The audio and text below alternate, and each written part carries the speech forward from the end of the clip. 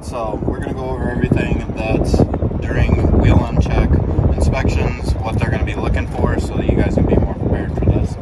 Alright, so first off, we'll start down here and we'll look at all the lug nuts. The inspector is going to come along and he's going to grab each one of these lug nuts and make sure that this ring on the outside is not loose at all, that there's no cracks, any damage to the lug nut, there's no fluids coming out of where the lug nut is, because these are oil lug nuts. He's going to look at your hub level and make sure that this cap is present. He's going to make sure that the fluid level is proper in there. If you take off this cap, you can see the fluid level. This one has fluid in it, and that fluid level being low also indicates a possible wheel seal.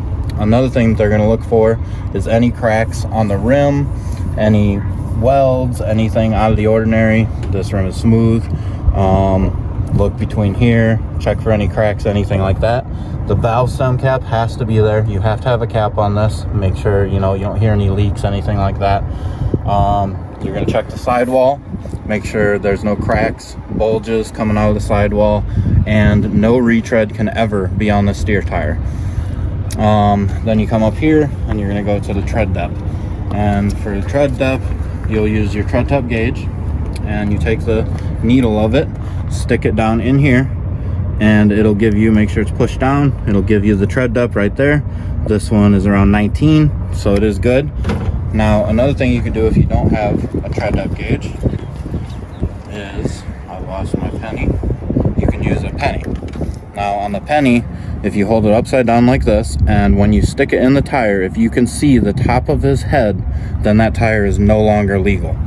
So this one, obviously, you can see it goes way down in there, but if you could see the top of his head, you cannot drive on that tire.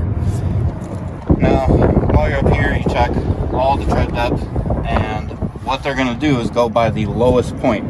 So if here is lower than this spot here, they're going to measure off here, the lowest point of the tire. So then you come inside the tire on this side, and you'll do the same thing. You'll check the sidewalls, make sure there's no damage there.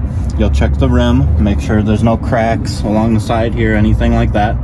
And then while you're here, you check the thickness of the brake shoe and make sure that there's no cracks along here, there's no cracks along there, and the brake shoe has plenty of life on it. Same thing with the upper brake shoe up here. Make sure there's no cracks in it, make sure it has plenty of life left. While you're checking the brake shoes, you can look, see the side of the tire, make sure there's no oil on it. There's no oil seeping out of here, that'll be coming onto the drum, everything like that. Same thing with your drum. You don't want any cracks in it, anything like that. Another thing that they will be looking for is that the tire is not contacting any point of the vehicle. If this bumper was touching this tire, that would be a violation. And that should be basically everything that they're going to look for. You do this and you can prevent getting shut down.